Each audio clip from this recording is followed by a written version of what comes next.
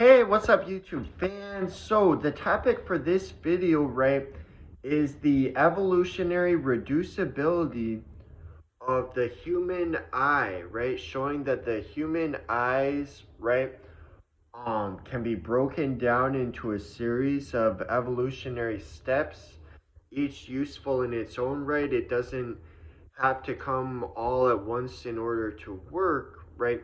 So it's actually crazy that, you still will see people claiming that the human eye is irreducibly complex, right? When the reducibility of it has been very thoroughly demonstrated all the way down to the cellular level, right? The earliest precursors to the eye we even find in some bacteria, right? That's how far down it can be reduced.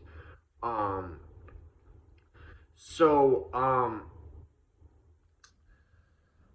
first off, because we are, humans, we have like white sclera, oftentimes like colorful, irises. So that differs, from like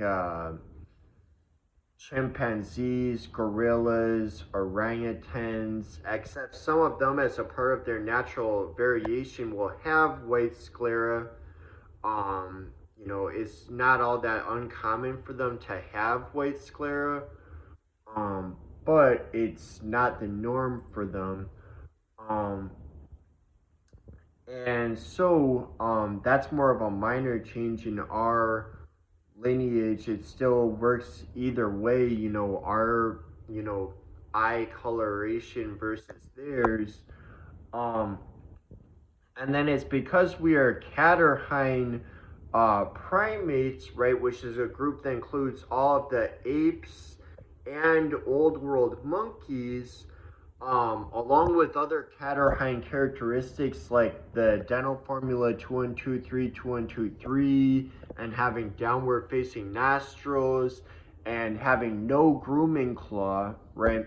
One of the traits of Catarrhines is to have trichromatic vision, right? So three cone photoreceptors in our eyes, right?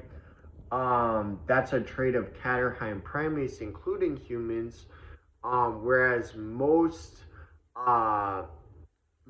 mammals have dichromatic vision, right? Meaning they have two cone photoreceptors, right? Which is why a dog cannot see as many colors as a human can, right? Most mammals cannot, right? But a chimpanzee, a baboon, a gibbon, they can see exactly as many colors as humans can.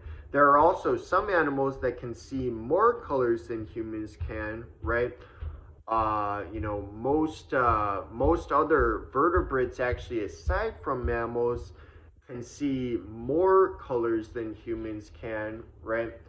Um, but most mammals, aside from primates, uh, can see less colors than we can, right? But other Catarrhine primates can see the same amount of colors that we can see, right? Um,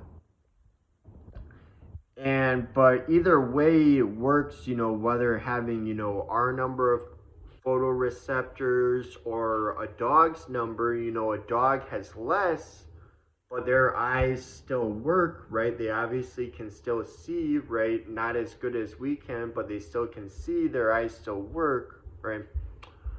Um, and it is because we are tetrapods that we have eyelids that blink, right? And interestingly, that's one of the traits that differs, like, between tetrapods versus other vertebrates. All other vertebrates are what we would call fish, even though some of the other groups of vertebrates are actually closer related to tetrapods than they are to other groups of fish, right? But they all are they're all referred to as fish colloquially, right? All vertebrates aside from the tetrapods, right? But interestingly, even whales, right, which live in the water like a fish, right?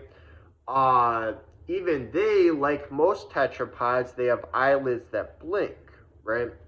Whereas most fish do not, right? Um, but the fish's eyes still, work just fine, even though most fish do not have eyelids that blink. Um, and also, it's even possible for a creature to have fully functional eyes without eyelids that blink and live on land, right? Snakes, for example, have lost eyelids in their evolution, and yet they still, can see on land, right? They still are capable of seeing. They have fully functional eyes without the eyelids, right?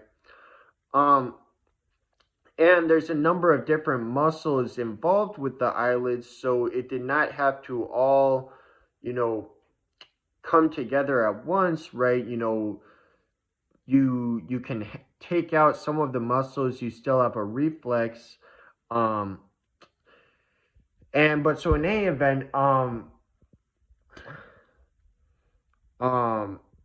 but all of this is like more minor changes, right?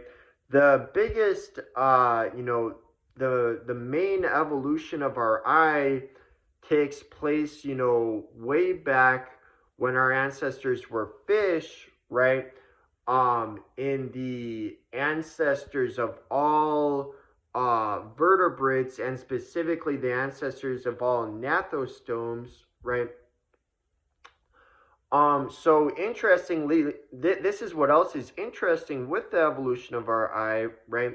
Is so hagfish, which is one of the living groups of vertebrates that are most distantly related to all the rest of living vertebrates, possibly the most distant of all, except it's debated if the lamprey is equally distant or not, right? But the hagfish, right, they're one of the few vertebrates that don't have jaws, right? Jawless fish, right?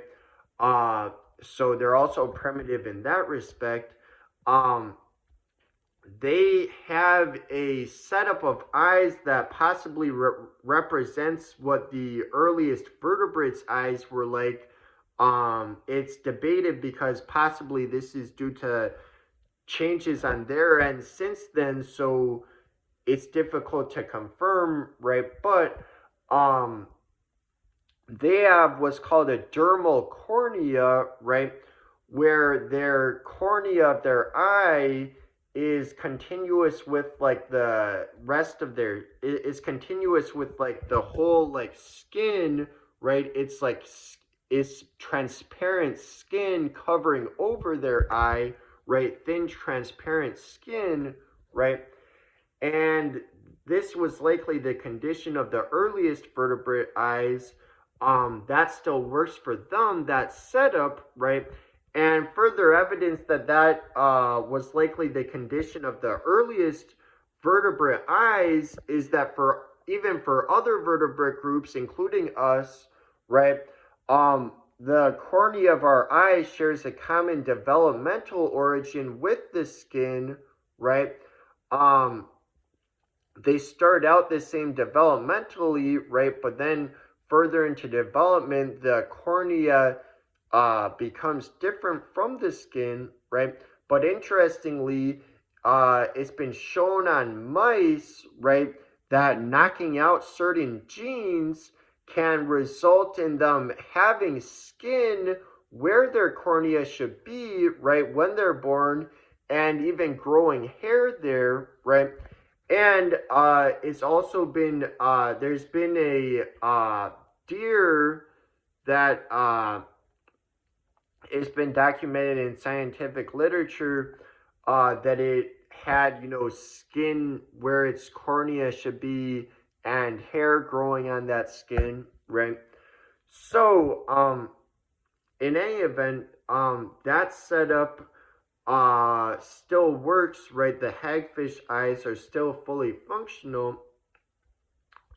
And then, okay, taking it further, right? So, in some creatures like flatworms and jellyfish, they have fully functional eyes, but without some of the major uh, parts of the vertebrate eye, right?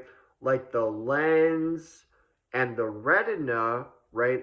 Their eyes are simpler, no lens, no retina. Um, there are some jellyfish that are exceptions to that, but most jellyfish, their eyes, no lens, no retina, right? And yet their eyes are still fully functional. Their eyes still work without the lens, without the retina.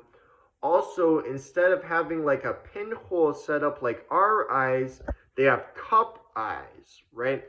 And that setup still works, right? And so, and over time, as our ancestors adapted, right, the cup can improve in shape, gradually deepening into a pinhole shape, right? Um, and you know, I've seen like some like creationists like when it comes to like the reducibility of the eye, that they would say like even the simplest animal eye is irreducible, because you need to have not just the light sensitive proteins, but you need to have the nerves connecting to the brain, and the brain able to have the right responses. But you do not, right? So jellyfish do not even have brains, right? They have a nervous system which works without a brain. And what's more, in order for it to be advantageous to have light sensitive proteins, there does not even need to be a nervous system, nor even multicellularity. We even find there are many bacteria that have light sensitive proteins, right? And they get useful function from that, is fully functional, right? Without even a nervous system, without multicellularity, none of that. And so the reducibility of the eye can be broken down all the way down to the cellular level, right? Even for some bacteria, it's advantageous to have light sensitive proteins without a brain, without a nervous system, none of that, without any multicellular structures, right? And so, and furthermore, there are obvious advantages towards more precise vision, right? More precise, accurate vision for an animal. There are obvious advantages that can come. You could see, for example, a predator, right, trying to come to eat you, right? And you could better find food, right? Find things that you need for your survival, right? And so, and as I demonstrated here, it doesn't have to all happen like in a single step like that. Oh, there's like something with no eye or even any precursor, and just like all of a sudden there's like a mutation where it has an eye like ours. It doesn't have to work like that. It can be gradual, very gradual improvements, you know, step by step by step by step across hundreds of millions of years, right? Uh, it's a very long time frame also with the evolution of the eye, because most of its evolution goes back to early vertebrates, even likely before even vertebrates, right? So back to when our ancestors were fish, back to even possibly before then, right? So all right, that's all for now. See you guys.